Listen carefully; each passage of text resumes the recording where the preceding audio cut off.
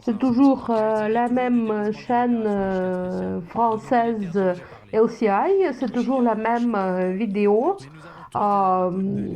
Monsieur Peskov qui a provoqué beaucoup d'émotions dans cette vidéo de la part des journalistes français. Tout d'abord, vous voyez ce grattage qui ressemble beaucoup à une anecdote russe. Un patient vient chez docteur et dit: vous savez, docteur, il me semble qu'il y a des crocodiles qui sont accrochés à moi. Il commence à les enlever, ces crocodiles imaginaires, et jeter vers le docteur. Et le docteur répond: et pourquoi est-ce que vous les jetez vers moi?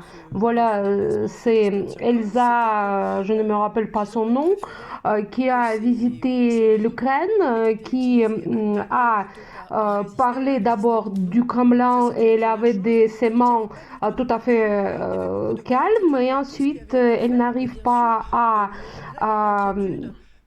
euh, à contrôler son corps et ses mains, et elle gratte la peau quand elle parle de l'Ukraine. Ensuite, on regarde cette femme en robe verte, d'origine soviétique, quoi qu'elle dise à propos de son origine ukrainienne, pas du tout.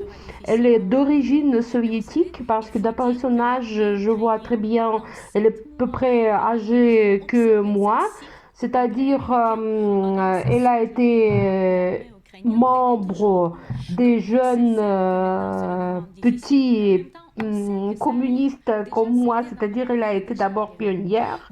Ensuite, elle a été membre des jeunes communistes, c'est-à-dire comme ça, Molka. Et puis, elle a appris le français à l'Institut, à l'URSS, parce que d'après son accent, je comprends qu'elle n'arrive pas à le maîtriser.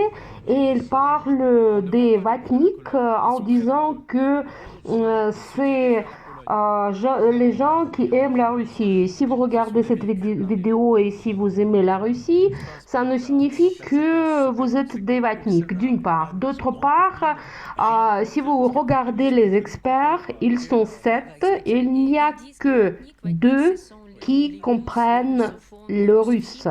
Tout d'abord, c'est cette femme, Oksana Milnichuk. Elle n'est pas traître, mais quelque chose comme ça. Et une autre femme, une Française, qui a appris russe, c'est tout à fait normal.